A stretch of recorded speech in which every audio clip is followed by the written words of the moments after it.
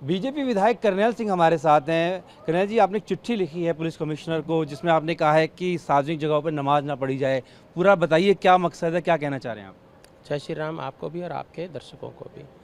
मैंने अनुरोध किया है कि जो सड़कों पर नमाज पढ़ी जाती है उससे ट्रैफिक में बड़ी अव्यवस्था हो जाती है। ट्रैफिक जाम लगा रहता है घंटों घंटों तक। और फिर जब मस्जिद के अंदर जगह है, मस्जिद के पार्क में जगह है, मस्जिद की छत पर जगह है, तो आप दिखावा क्यों करते हैं सड़क पर, जिससे लोगों के अंदर अव्यवस्था फैलती है।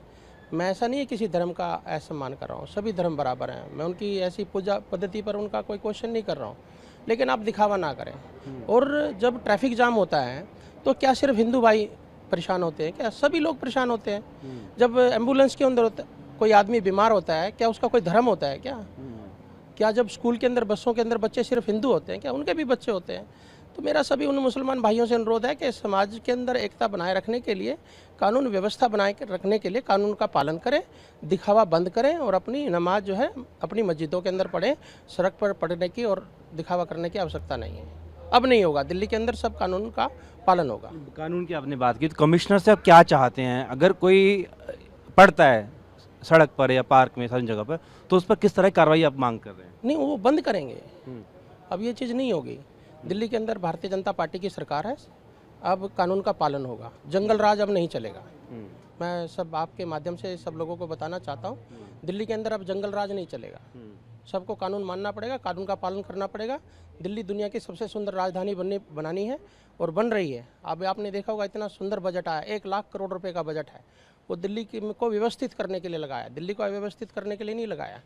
ठीक है ना? ये लोगों के बहुत ही मेहनत की कमाई जो है, टैक्स की कमाई है, टैक्स पेयर की कमाई है, दिल्ली की व्यवस्था में लगाएंगे और व्यवस्था में कोई कानून को अड़चन ना बने, उस चीज़ का ध्यान रखा जाएगा।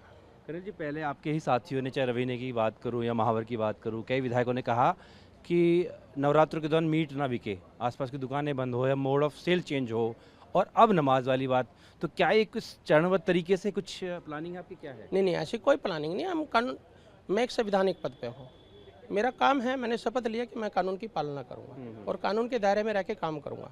इस दिल्ली को दुनिया की सबसे सुंदर राजधानी बनाना है तो सब कानूनों को पालन करना पड़ेगा।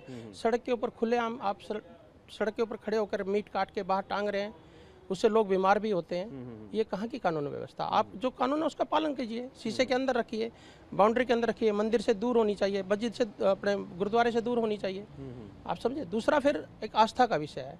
9 दिन तक हमारे इतने पवित्र नवरात्रे होते हैं, हम मतलब दिन में जो है सारा दिन पूजा करते हैं, और जहाँ नज़दीक वो मीट की दुकानें चलती हैं उनसे बदबू आती है, और जब हम पानी भी बड़ा सोच समझ के पीते हैं तो उनको भी हमारे धर्म का सम्मान करना चाहिए। दूसरी बात, ये ईद जो है ये मीठी ईद है, इसको आप क्यों ख़राब करना चाहते हैं? सेमियाँ खा के आप करिए ना, सेमियाँ खाइए, हम भी खाएंगे आपके साथ। सेमियाँ खाइए, आप हमारे धर्म का सम्मान करिए। 9 दिन सभी दिल्ली के अंदर मीट की दुकानें बंद होंगी।